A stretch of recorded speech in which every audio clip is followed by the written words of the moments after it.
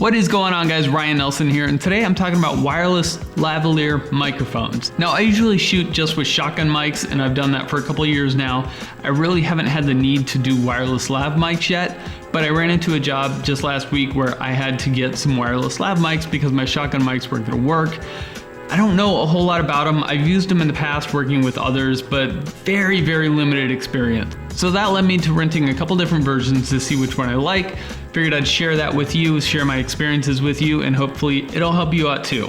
This is just taking a look at like a basic setup for really good sound and ease of use. So if that's what you're looking for, then stick around. So today I'm testing out the RodeLink wireless filmmaker kit and then the Sennheiser EW G4 512P G4. And by the way, this is the Sennheiser EW 512 EW 112P G4 G3. This particular one is the EW 512P G4. Nailed it, got it right, yes! All right, let's check them out, see what the difference is and which one I like and recommend.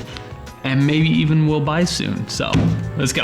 What I wanna run through today is kind of the ease of use of both of these, the ease of setup, especially when you are kind of a one-man band running the whole show and you just want to like turn your mics on and go and hook them up and start recording. You don't wanna mess with sound and levels. Okay, maybe you wanna mess with sound and levels, but you don't wanna get like really into the fine details of setting these things up. So, ease of use, the size of these. Sennheisers are definitely smaller.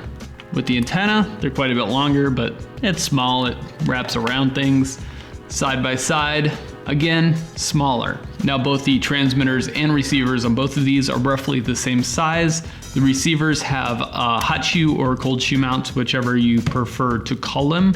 The body packs have clips, which are pretty handy. Clip it to the belt, good to go.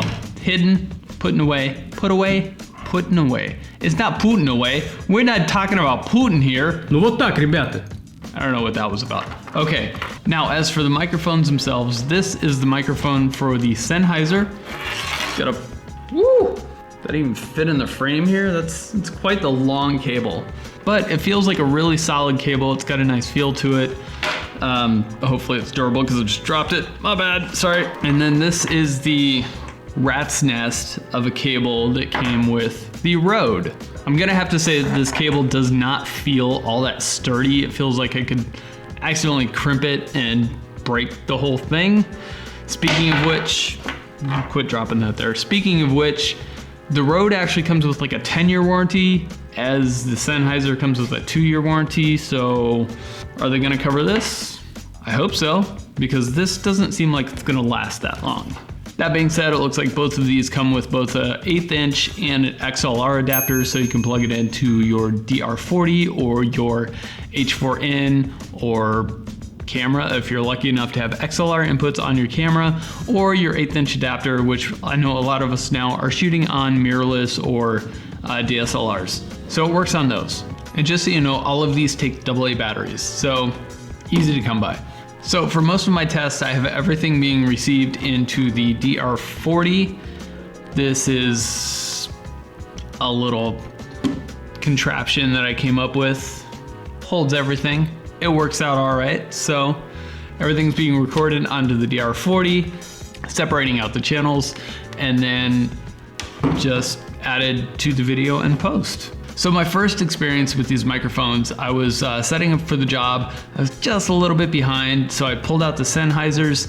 I'd worked with them in the past, so I was like, okay, well, these are pretty easy. I remember just turn on and they were good to go. Turns out these two weren't synced together. I didn't really know how to sync them at the time because I was a little bit rushed. And I ended up having to swap them out for the RodeLinks, which sync together right as you turn on, so that's pretty handy. And I ended up using the RodeLinks for my job. Everything sounded great. The funny thing is, I actually ended up using the RodeLink wireless transmitter and receiver with the Sennheiser microphone. So the sound was good, no complaints there. So part of my testing actually is I'm gonna test both mics on each pack to see if there's any difference in the microphone itself. So I'm gonna get myself mic'd up with the wireless mics, and then we're gonna take a listen, see what the difference is. Just in case you're curious, right now I'm recording on my Sennheiser, I think it's the MKE 600. We're gonna switch over to the wireless lav mics to see what the difference is. Okay, so now I have myself mic'd up. Hang on.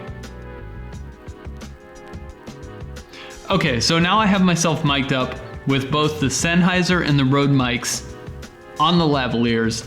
Still recording on the shotgun right now. So I'm gonna switch over to the Rode mic. So this is the Rode mic. It sounds okay. It still sounds the same to me because I'm just sitting here talking to you, but I'm gonna switch over to the Sennheiser lav mic right now. Okay, this is the Sennheiser lav mic. Still sounds the same to me because I'm still sitting in the same room talking to you.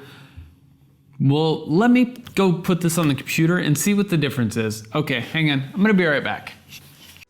Now, speaking of sound quality for both of these, they are definitely different. Side by side, going back and forth, the Sennheiser just seems maybe a little bit crisper, a little bit clearer, as to where the Rode mic is maybe just a tiny bit muddier, but it also seems to have a little bit more bass. It records a little bit more of that bass tone. Not one of those things you're gonna notice unless you're literally going back and forth, side by side, listening to one, listening to the other. And then if you really know what you're doing in the audio post-production side of things, that's probably something you can clean up pretty easily. Both of these wireless lav mics have a claimed range of around 330 feet, so I decided to go ahead and give that a test. Test one, let's see how it went. Okay, so for this test, what I have going on here is I've got wireless receiver, DR40, that's gonna be recording me walking across the parking lot. I Google mapped it, it's about 300 feet long. There's a bunch of cars in the way. We're gonna see if it transmits through all this metal and all these giant cars and stuff. We'll see how they all do. Let's go. I'll be back. See you later, bye-bye. All right, walking across this parking lot, it's about 300 feet long. We're gonna see how everything records. Hopefully it comes out good. Okay, about halfway across the parking lot, 150 feet. Gonna cross over through the cars. I'm actually gonna walk down the hill. So we're about 310 feet away. So I'm gonna head back, see what this turns out sounding like. Yeah, that went pretty bad. So lesson one, don't put your wireless receiver in the back of a car, and don't try to transmit through a bunch of cars because it doesn't work. It just doesn't work. I think I made it like 50 feet away before both mics cut out. But the one thing I did learn with this is the Sennheiser gets just really staticky when it starts getting out of range versus the Rode, which just plain cuts out. You don't get that really jarring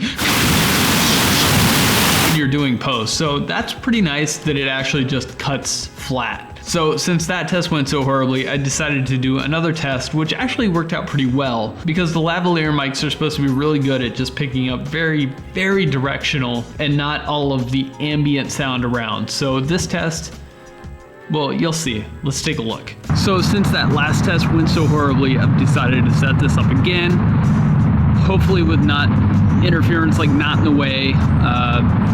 You know, there's a lot of noise around the highways, literally right over here. There's gonna be some background noise. It's gonna be a good test to see how well these do of just picking up the voice versus kind of the surrounding area. There's birds chirping over here. There's highway over here. So I'm gonna walk back this way and see what this range is. So just gonna kind of keep talking as I go and zoom in a little bit so maybe you can see me. I measured this out on Google Maps. So this is about 100 feet away. This is about 200 feet. And still walking. 350 was about right up here. At about 350 feet, just a little bit farther. Curious of how this highway is gonna turn out. 100 feet, we're at 100 feet. Thanks Google Maps. If you've never done measured distance in Google Maps, it's actually really cool. I use it a lot for hikes or just kind of determining like, here's this area I want to explore. Is it like actually within range of a day hike, or when I set up camp, can I actually make it there? So you right click, measure distance, and here I am. That was the second distance range test of the Sennheiser and the Rode microphones, wireless. How'd it go? We'll see. Let's get it back in the studio and we'll see how it went.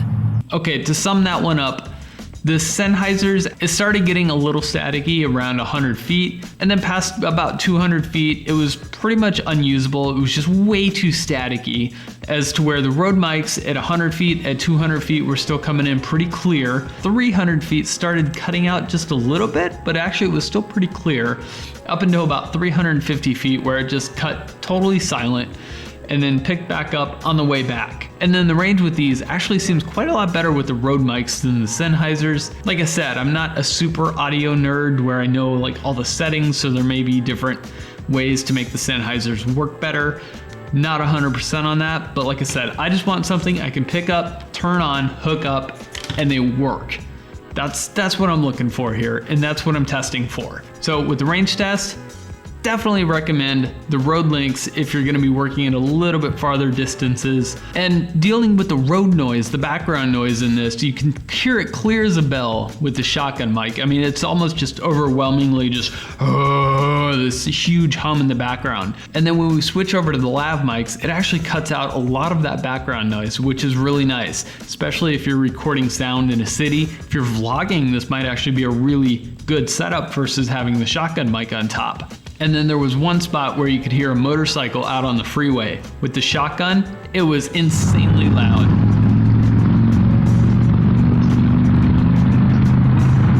And still walking. With both of these, it was quite a bit quieter. Now, I'm gonna say that the Sennheiser setup cut out maybe 10% more of that background noise. Not a whole lot more, but it was noticeable going back and forth. But once again, that's one of those things, unless you're going back and forth from one to the other, you're probably not gonna notice the difference between the two, whichever one you end up with. So I think both of these setups were pretty good at knocking out the background noise. So one last test I wanted to do with both of these is hook the Sennheiser mic up to the Rode to see how that sounds, and then vice versa. So I have the Rode mic connected to the Sennheiser, and I have the Sennheiser lav mic connected to the RøDeLink. Just kind of going back and forth here. This is the Sennheiser microphone on the RøDeLink.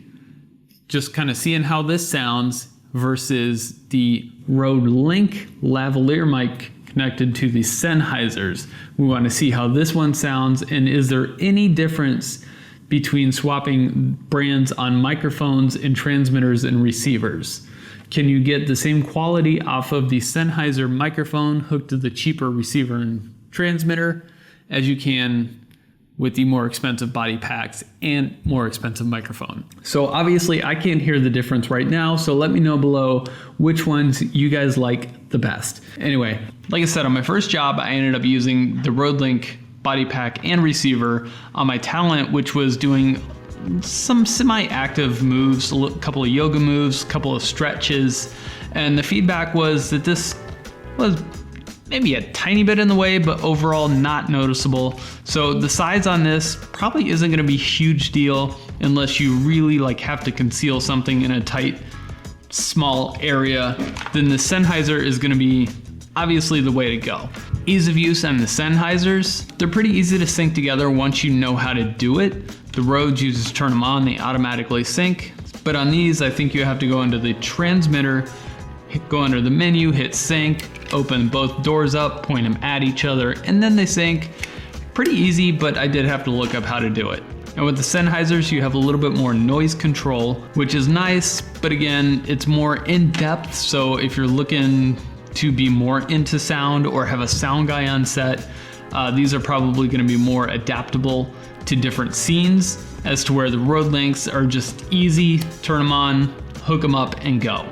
One thing I did notice with the Sennheisers as I'm using them, and it's probably because I use rechargeable batteries, is the low battery light is constantly on. Even when I pull batteries fresh off the charger and put them right in here, both receiver and transmitter have the low battery light on. They haven't died yet. I've had them on for a few hours and we're still good. So I'm not really concerned about the low battery light guessing just because it's using rechargeable batteries. So the ease of use for the RodeLink, I think is super simple. The transmitter itself is pretty much just one button turn on and off, and then a little switch to turn your volume up and down a little bit. So right now I have mine set to +10 on the transmitter and 0 dB on the receiver. And I did find it a little odd that on the RodeLink, the mute button is on the receiver versus the Sennheiser where the mute button is on the transmitter. If your talent doesn't want to be heard, they can mute themselves, versus the RodeLink where if you just want to mute it as you're recording, mute button's right there, no problem. So that's my thoughts on both of these microphones. Either one's gonna be good for you. One is obviously a lot more expensive than the other, but if you're just looking for quick, easy audio that's gonna work, I definitely recommend these Rode mics, which is good because it's the cheaper of the two. And I still have the Sennheiser hooked up to this one, which is a good pairing, but I think this microphone by itself is about $350. As to where this whole RodeLink set is about $400. So give that a shot. Let me know what you guys have used in the past. If you want to test some out, check out borrowlenses.com. I've got a link for that down below in the description. Let me know what you think. All right, guys, I really, really hope you appreciate this video, and I hope it helps you out. Do me a huge favor. I have a link down below in my description for my Patreon. If you like what I'm doing, I'd love to have you join the family, help support me, and help bring you more useful gear reviews. So in the meantime, hit that thumbs up button down there if you like this video, hit that subscribe button if you want to see more, and I will see you guys next time. Sennheiser EW SK500 EW G4 512P G4. And by the way, this is the Sennheiser EW 512 EW 112P G4 G3. This particular one is the EW 512P G4. Nailed it!